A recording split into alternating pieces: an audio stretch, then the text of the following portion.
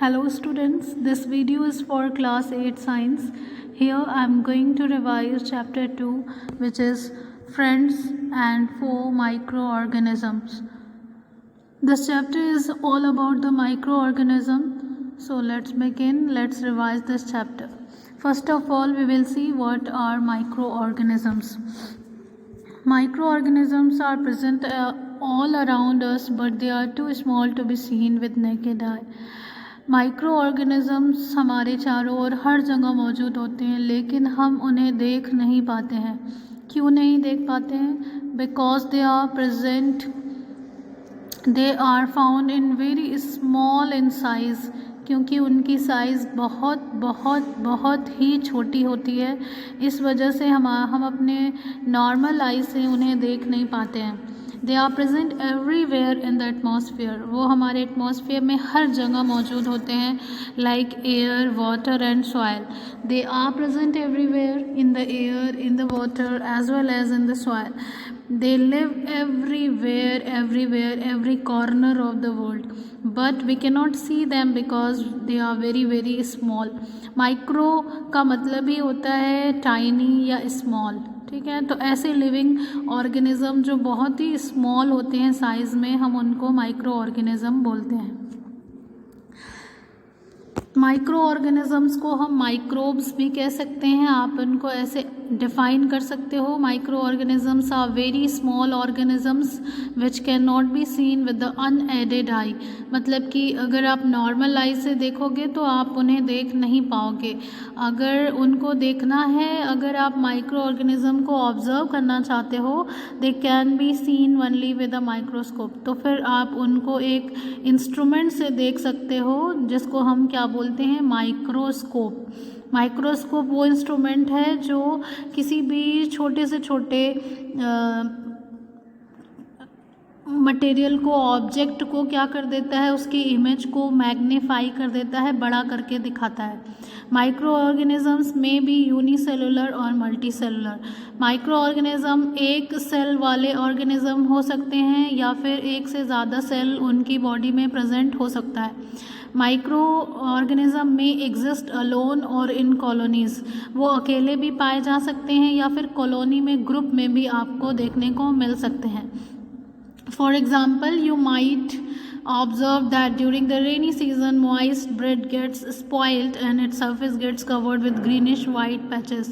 आपने ज़रूर rainy season में ब्रेड के ऊपर कुछ ग्रीनिश वाइट पैचेस देखे होंगे.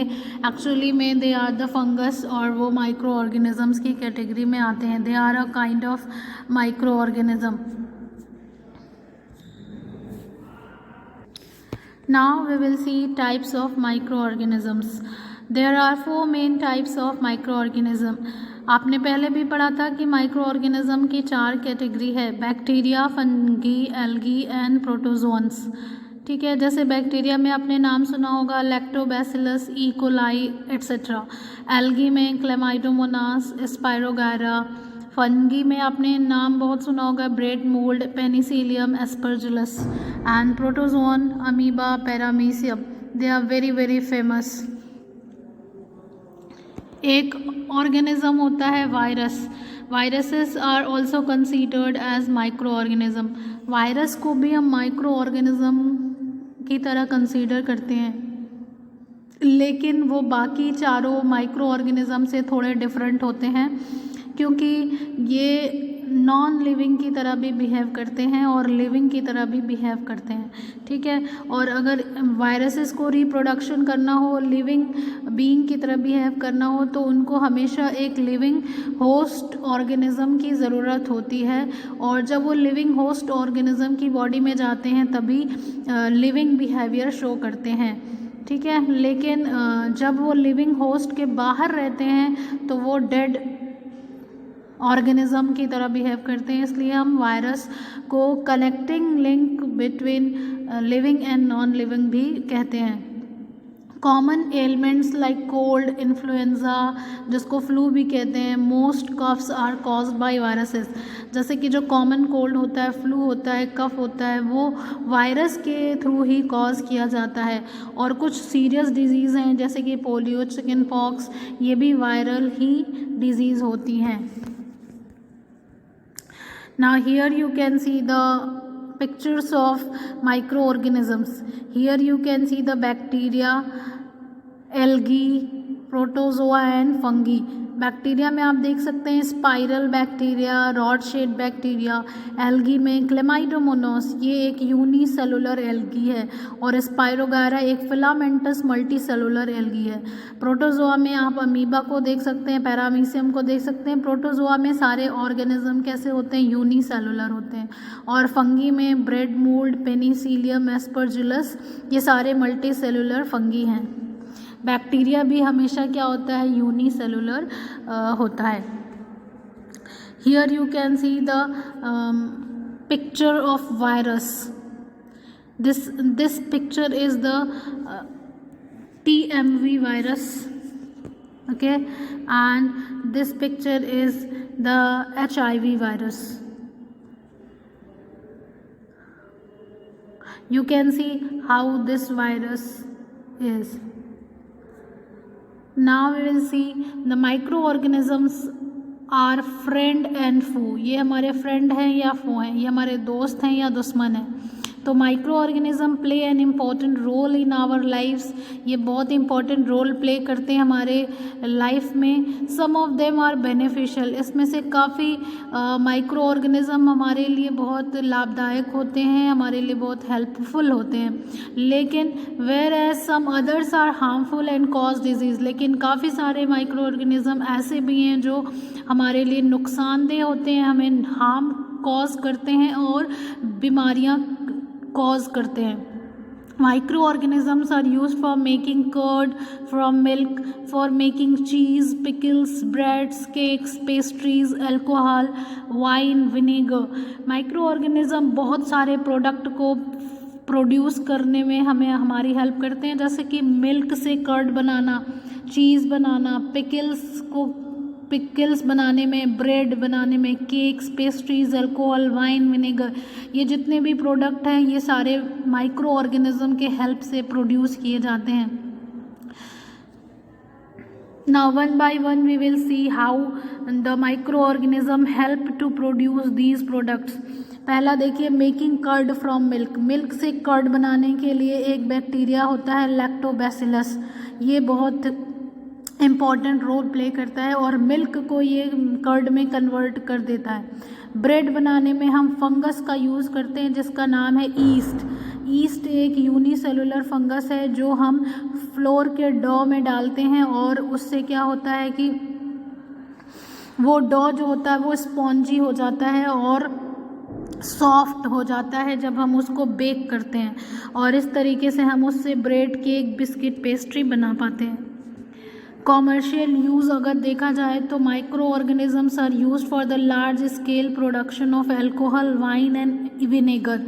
लार्ज स्केल प्रोडक्शन जो हम फैक्ट्रीज़ में करते हैं अल्कोहल, वाइन और विनेगर का, जिसको हम टेक्निकली एसिटिक एसिड भी बोलते हैं, तो इनके लिए हमें ईस्ट की ज़रूरत पड़ती है.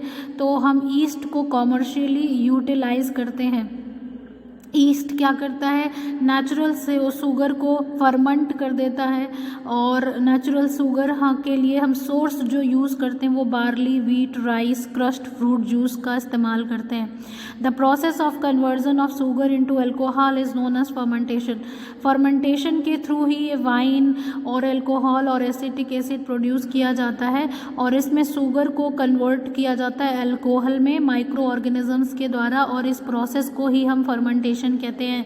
लुइस पास्चर नाम के साइंटिस्ट ने फर्मेंटेशन को डिस्कवर किया था in 1857. You can see here is the picture of Louis Pasteur. Medicinal use of microorganism. Whenever you fall ill, the doctor may give you some antibiotic tablets, capsules or injections such as penicillin. जब भी आप ज़्यादातर बीमार पड़ते हो तो आपको doctors दवाएं देते हैं और उनको बोलते हैं एंटीबायोटिक. ये जो एंटीबायोटिक होती हैं मेडिसिन्स, ये माइक्रो ऑर्गेनिज्म से ही ऑब्टेन की जाती हैं. These days a number of antibiotics are being produced from bacteria and fungi. और ये जो antibiotics हैं they are nothing but the chemicals produced by the bacteria and fungi. ये एक तरीके के केमिकल होते हैं जो बैक्टीरिया और फंगी के द्वारा ही प्रोड्यूस किए जाते हैं, जैसे कि स्ट्रेप्टोमाइसिन, टेट्रासाइक्लिन, इरेथ्रोमाइसिन, ये कुछ एंटीबायोटिक्स हैं, कॉमनली यूज्ड एंटीबायोटिक्स हैं। और ये एंटीबायोटिक्स क्या करते हैं, दूसरे माइक्रो ऑर्गेनिजम्स को किल कर देते हैं या उनकी ग्रोथ को स्टॉप कर देते हैं, जिससे कि बीमारी जो है वो रुक जाती है।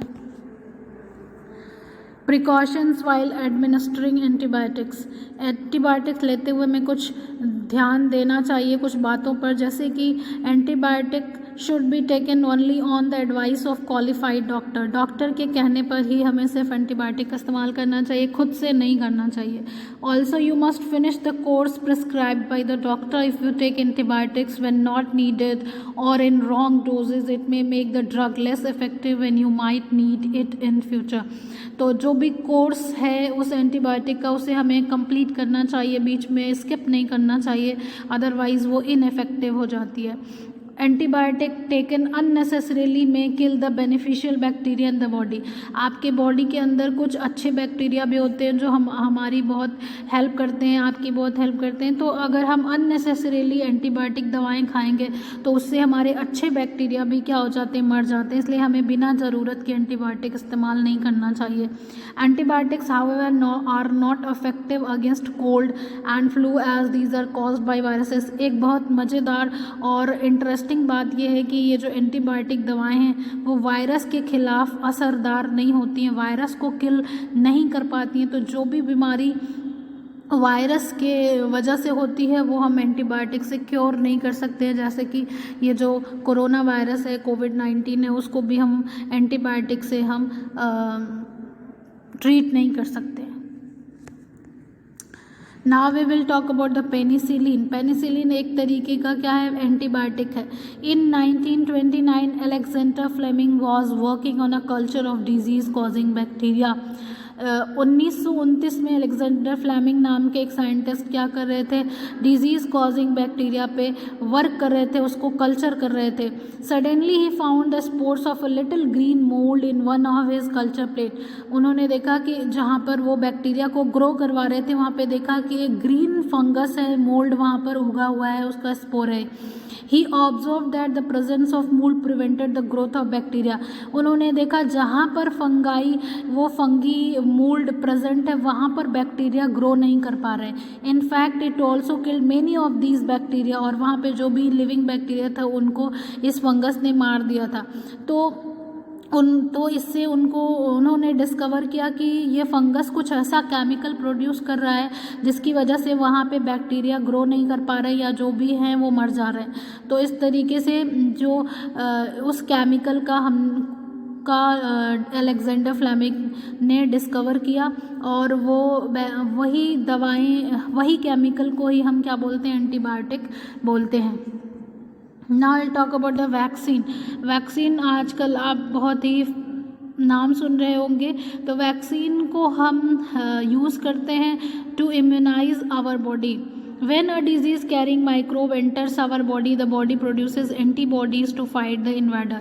जब भी कोई माइक्रो ऑर्गेनिज्म जो हमारी बॉडी में बीमारी कॉज कर सकता है, जब एंटर करता है हमारी बॉडी में, तो हमारी बॉडी उसके खिलाफ कुछ केमिकल्स प्रोड्यूस करती हैं जिनको हम एंटीबॉडीज़ कहते हैं। और ये एंटीबॉडीज़ जो केमिकल हैं वो उन इन्वेडर्स को, माइक्रो ऑर्गेनिज्म को से फाइट करते हैं और उनको किल कर देते हैं, हमारी बॉडी से किल करके रिमूव कर देते हैं। और the body also remembers how to fight the microbe if it enters again. और हमारे जो बॉडी है वो माइक्रोब के बारे में इंफॉर्मेशन भी कलेक्ट करके रख लेते हैं कि अगर इन फ्यूचर दोबारा उस टाइप का कोई माइक्रो ऑर्गेनिज्म हमारी बॉडी में एंटर करेगा तो हम उससे कैसे फाइट करेंगे। So if dead or weakened microbes are introduced in a healthy body, the body fights and kills them by producing suitable antibodies.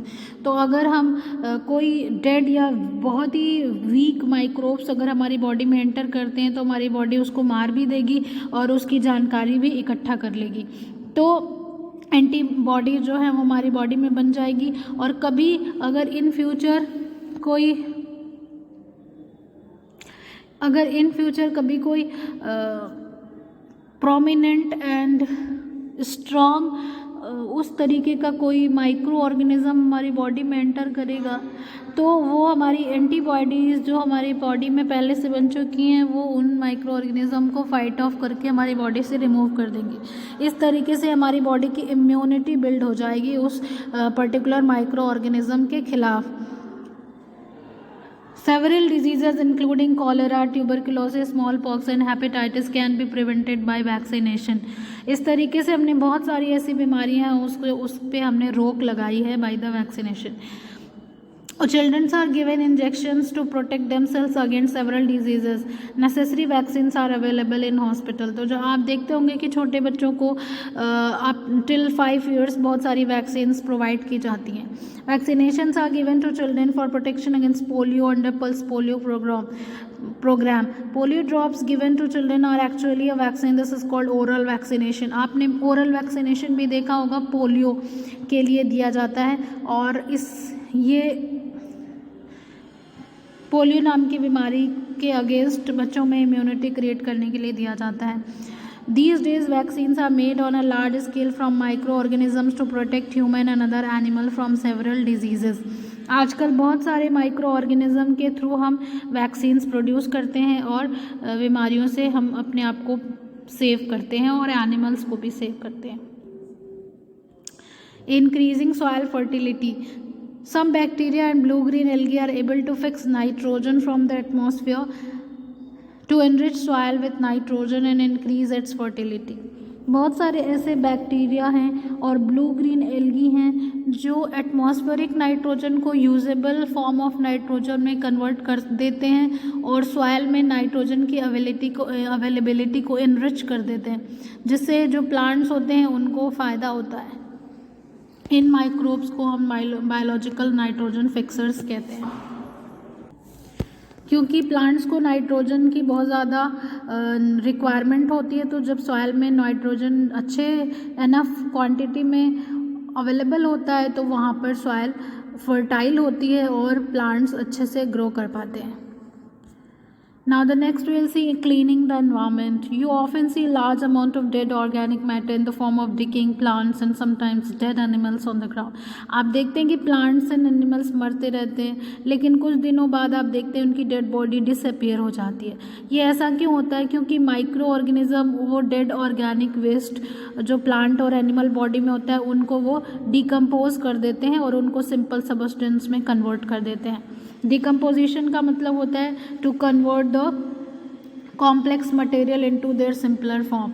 These substances are again used by other plants and animals. तो ये जो complex organic matter होता है किसी भी plant या animal body में, वो माइक्रो ऑर्गेनिजम्स के द्वारा क्या कर दिया जाता है? सिंपल न्यूट्रिएंट्स में कन्वर्ट कर दिया जाता है और ये सिंपल न्यूट्रिएंट्स सॉइल में मिक्स हो जाते हैं और फिर फर्दर प्लांट्स उनको यूज़ कर लेते हैं या बैक्टीरिया अदर माइक्रो ऑर्गेनिज्म उनको यूज़ कर लेते हैं, तो वो न्यूट्रिएंट्स रिसाइकिल हो जाता है by the micro organisms. So आप कह सकते हैं कि micro organisms are very very useful for the cleaning of the environment. So till now हमने अभी तक देखा कि कैसे माइक्रो ऑर्गेनिज्म हमें अलग अलग चीज़ों में हमारे लिए हेल्पफुल होते हैं, जैसे कि वो हमारे एनवायरनमेंट को क्लीन करते हैं, है ना, एंड वो हमें बहुत सारे प्रोडक्ट्स बना कर देते हैं, जैसे कि विनेगर है, वाइन है, अल्कोहल है, जितने भी बेकरी प्रोडक्ट्स होते हैं, और हमारे लिए वो एंटीबायोटिक्स और वैक्सीन्स भी प्रोड्यूस करते हैं। So you can say that micro organism are very very useful for our daily lifes. लेकिन उसके अलावा वो अगर यूज़फुल भी हैं तो कुछ माइक्रो ऑर्गेनिज्म ऐसे भी हैं जो हमारे लिए बहुत नुकसानदेह हैं। तो हम हार्मफुल माइक्रो ऑर्गेनिज्म के बारे में भी जानेंगे, but in the next video. थोड़ा सा हम यहाँ पर देख सकते हैं कि माइक्रो ऑर्गेनिज्म जो है वो जो डिजीज़ कॉज करते हैं उन्हें हम पैथोजेंस कहते हैं। Disease causing micro organisms are called pathogens, ही आपको याद करना है। पैथोजेंस हमारी बॉडी में इंटर हो जाते हैं किस किस वे में एंटर हो सकते हैं? By the air we breathe, जो हम हवा सांस लेते हैं तो अगर उस हवा में है तो भी माइक्रो ऑर्गेनिज्म हमारे सांस के थ्रू हमारी बॉडी में एंटर कर सकता है। वाटर वी ड्रिंक, जो पानी पीते हैं अगर उसमें जर्म्स हैं तो पैथोजेंस हैं तो वो पानी के थ्रू हमारी बॉडी में जा सकते हैं। या फिर द फूड वी ईट, या फिर जो खाना हम खा रहे हैं अगर उसमें माइक्रो ऑर्गेनिज्म है तो खाने के थ्रू भी जा सकते हैं ओरली, और इस तरीके से कि हमारी बॉडी में एंटर कर जाते हैं। या फिर direct contact with an infected person या एनिमल, तो उसके थ्रू भी हम हमारी बॉडी में माइक्रो ऑर्गेनिज्म एंटर कर सकते हैं। अब जो डिजीज़ माइक्रोब्स के द्वारा स्प्रेड की जाती हैं, कॉज की जाती हैं, हम उनको कम्युनिकेबल डिजीज़ कहते हैं। For example cholera, common cold, chicken pox and tuberculosis. और अभी आप कोविड-19 देख सकते हैं ये कैसे स्प्रेड हो रहा है from person to person, by the air, by the direct contact, by the different kind of sources. तो आप कह सकते हैं कि कोविड-19 भी एक कम्युनिकेबल डिजीज़ है और हाईली कंटामिनेटेड डिजीज़ है।